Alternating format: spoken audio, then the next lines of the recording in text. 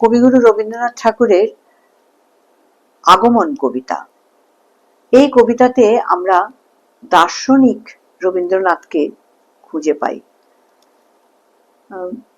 মানুষ যখন মৃত্যুর দিকে এগিয়ে যায় তখন তার মনে যেমন হতাশা, অবসাদ, শারীরিক নিষ্ক্রিয়তা প্রকাশ পায়, তেমনি একটু আশার আলো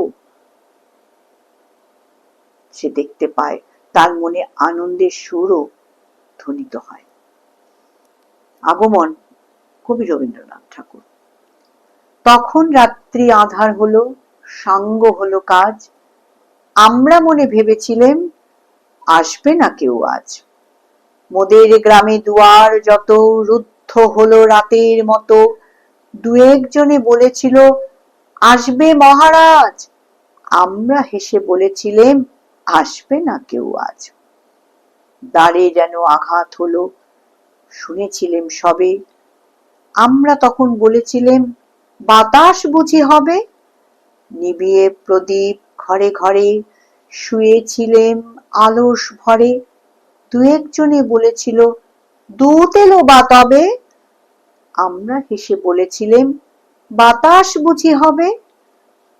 নিশীথ রাতে শোনা গেল কিসের যেন ধ্বনি, ঘুমের ঘোরে ভেবেছিলেম মেঘের গরজনি। ক্ষণে ক্ষণে চেতন করি কাঁপলো ধরা থরহরি, দু একজনে বলেছিল চাকার ঝনঝনি। ঘুমের ঘোরে কহি মোরা মেঘের গরজনি। তখনও রাত আঁধার আছে, বেজে উঠল ভেরি, কে ফুকারে জাগো সবাই আর করো না দেরি। বক্ষ পরে দুহাত চেপে আমরা ভয়ে উঠি কেঁপে, দু একজনে কহে কানে রাজার ধ্বজা হেরি। আমরা জেগে উঠে বলি আর তবে নয় দেরি। কোথায় আলো, কোথায় মাল্য, কোথায় আয়োজন, রাজা আমার দেশে এলো, কোথায় সিংহাসন। হায় রে ভাগ্য, হায় রে সজ্জা, কোথায় সভা, কোথায় সজ্জা, দু একজনে কহে কানে বৃথায় ক্রন্দন, রিক্ত করে শূন্য ঘরে করো অভ্যর্থন।